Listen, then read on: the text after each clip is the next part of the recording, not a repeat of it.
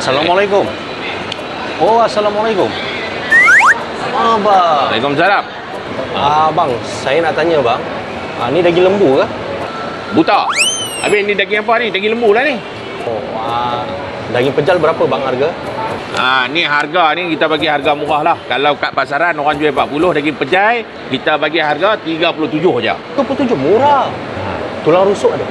Tulang kalau kat luar kita bagi 38, tapi kat sini promosi kita bagi 35 je. Oh, murah.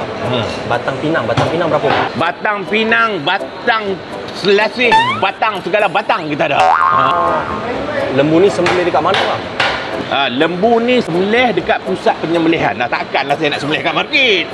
Tempatan ni bang Daging tempatan ni memang semua daging tempatan lah.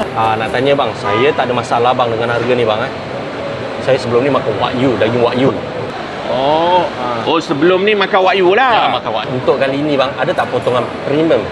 Oh, nak potong premium? Ada bang. Boleh.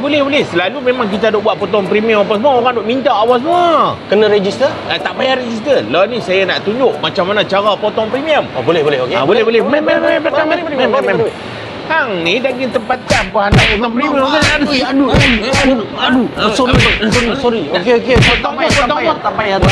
Lagi biasa. 37 pun boleh.